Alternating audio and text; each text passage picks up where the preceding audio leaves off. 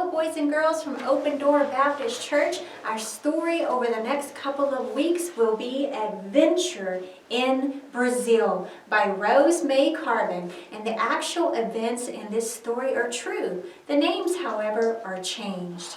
Chapter 1. Christmas had been a very warm day, even for Brazil.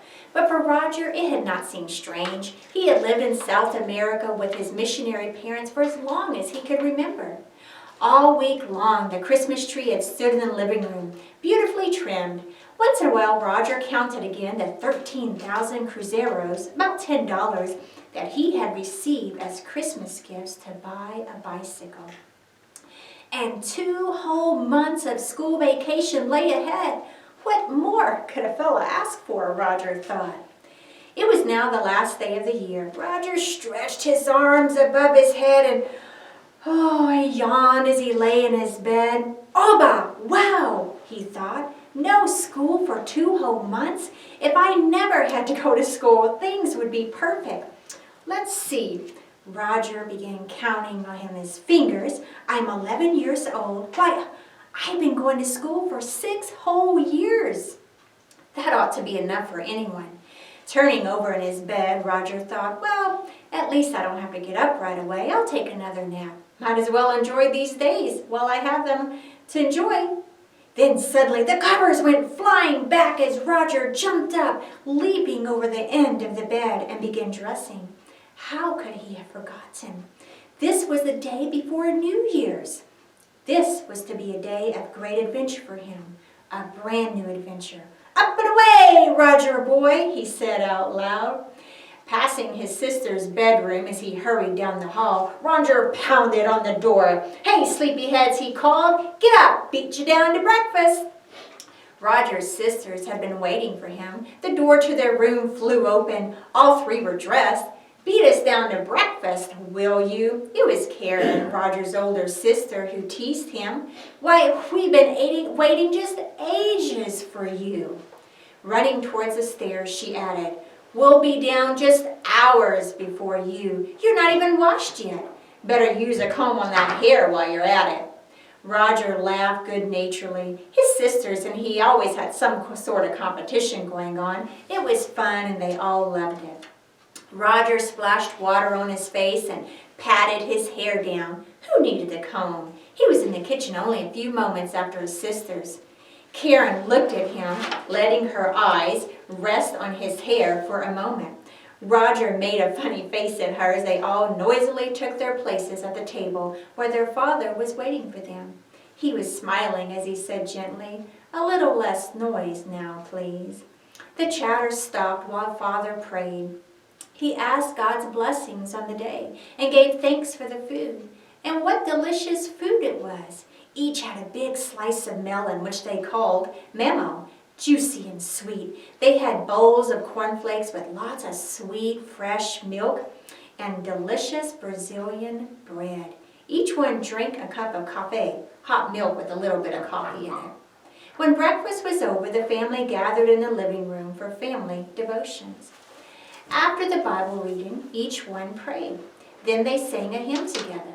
After that, they sat quietly for a few moments, thinking about what they had read in God's Word. Father then gave the signal for talk. Roger was usually first. He wanted to know what had been planned for the day. You know, Dad, between now and when you and I set off for our great adventure, Roger's brown eyes danced. Well, the very first thing we do, Raj, is to untrim the tree. No one seemed to be enthusiastic about this.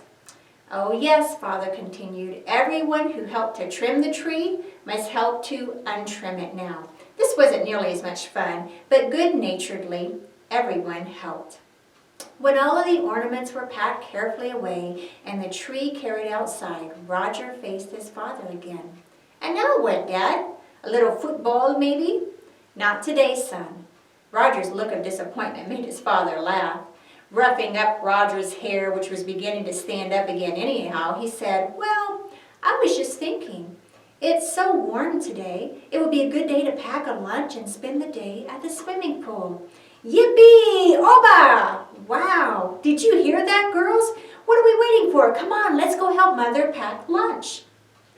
In the kitchen, over lunch packing, Roger's mother said, "Which sport do you like best, Roger? Is it basketball, football, swimming, or what?" Roger grinned. "Whichever I am doing at the time, I guess. I like them all. Anything with lots of action." Giving his mother a big hug, he said, "But I like you better than anything." Then he did a cartwheel and ran outside. At the pool, they splashed each other, swam and dived until everyone except Roger was too weary to do more.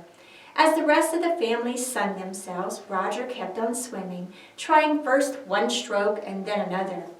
How much schooling does it take to be a professional swimmer, he wondered. As he swam, Roger kept his eyes on the position of the sun. He hoped they would not be late getting home, but surely his father would not forget about their evening together. After several tries on Roger's part, he finally got his father to say they'd better be getting back to home.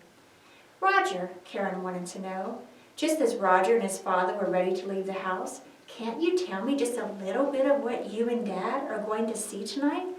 What's the big secret?" Roger's eyes were serious now. "Well, sis, if Dad says I may, perhaps I'll tell you about it tomorrow. But it is something to do with spirit worship, and Dad says it's pretty awful.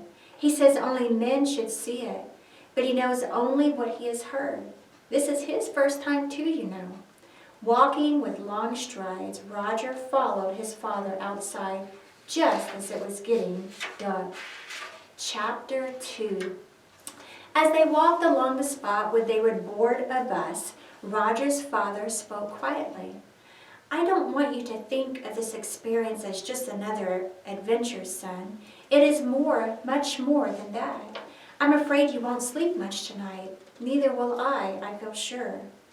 We are going to see and probably feel the presence and the power of Satan and his demons tonight at this New Year's Eve celebration.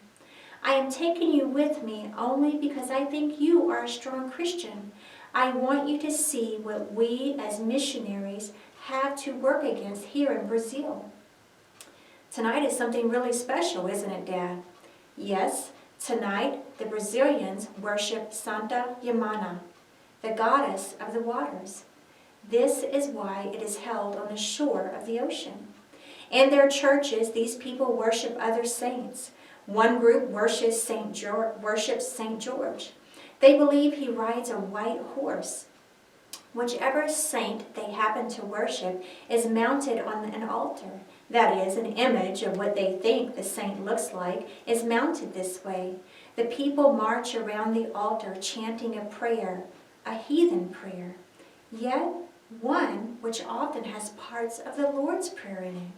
"They do?" Roger's eyes were wide with wonder. "Yes, they do. This is what makes it doubly sad. Using part of our Lord's Prayer to images which neither see nor hear." Then they were at the bus stop. They took their places in a long line of people who moved quietly in single file with no shoving or pushing. When they had found seats, Roger's father busied himself handing out leaflets which told of the only way to heaven, the way of salvation provided by the living, loving God of heaven. Roger was fascinated by the things he saw from the window of the bus as they bumped and swayed down a crooked mountain road to the seashore. He had to ask his father about the big black pipes he saw laid down the side of a mountain. "Those are pipes carrying water down from the lake on top of the mountain. They say the electric power plant up there is the largest in all of South America. And those other pipes, Raj, are filled not with water but with oil. Raj, it is being pumped into the interior of Brazil, being pumped up the mountain." Roger was the first one to see the ocean. "Look, Dad," he called out. "There it is, the ocean. We get off here." "Well, let's move toward the door quietly as the rest are doing, Raj." His father patted Roger's hair in place. Hearing the excited boy, the other passengers turned and smiled at this fair-skinned boy and his father. It was 9 o'clock and dark along the sea. Roger and his father worked their way to the front of the crowd just as the ceremony was about to begin. They could see the altars, one for each group. Each altar had an Indian figure and candles on it. Long stripes of beads hung in view, beads made of seeds and animal teeth, a crucifix, and a figa, which was a clenched fist, a good luck charm.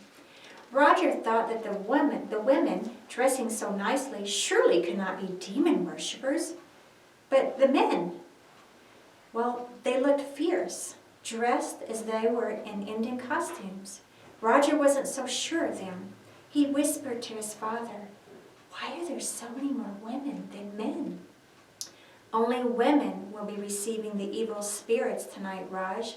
Do you see that each group of women has a leader? She is called a Baba.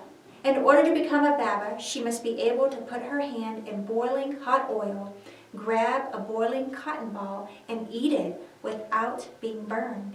She is believed to have power to cure sickness or to cause death." "Oh, Dad, she can't really do that. You know she can't." "I know she can. Satan can give his worshippers this power if they turn their bodies as well as their souls over to him. You will see, Raj, some who receive the spirits of dead people. Sometimes it is the spirit of a dead Indian from the jungles of Brazil, or even an African spirit. At times, some of them act as though the spirit of some animal has entered their bodies. They make sounds as animals. Quiet now, they are beginning." Boom, boom, boom! The drums made a loud noise as men began beating them with their fists, and Roger and his father talked no more. Roger watched carefully as barefooted dancers began dancing wildly, swaying and clapping their hands. They kept time with the beat of the drums, and then as the evil spirits began to enter their bodies, they began to scream. Their bodies shook in a horrible way. Some barked as dogs. Roger shuddered. Looking up at his father with a big question mark on his face, Roger pointed to a group of dancers who were bending low. They seemed to be playing, slapping, and patting each other. Roger's father cupped both of his hands over Roger's ear as he explained, "They must have asked for the spirits of the children." Another group galloped around as if riding horses. Roger knew that these must have asked for the spirit of St. George. They wore red capes and helmets as their saint was supposed to have done. For 3 hours, the ceremony continued until worshippers and those looking on were very, very weary. Then exactly at midnight, the beginning of another year, each group set a boat in the water and pushed it out to sea. How pretty the boats looked, Roger thought, with candles set along the edges, all lit up and lighting up the darkness of the ocean. The boats held flowers wound around a cross. Some had jewelry and liquor. Often they had 5 pointed stars in a canopy under which their special god or goddess stood. This was their offering to the goddess of the sea. Slowly and sadly, Roger and his father made their way back to the waiting bus. Each was busy with his own thoughts. Finally, Roger spoke. "Dad, do you suppose I could be a missionary when I grow up? I'd like to help these poor people to know the Lord Jesus as you and Mother are doing." "Your mother and I pray often that God will use you to serve Him in this way." "But Dad..." "Yes, Raj. Couldn't I do this with having to go to school so many years?" "I'm afraid not. God needs trained workers." No more was said by father or son all the way home. Join us next time to see what happens after Roger's big adventure.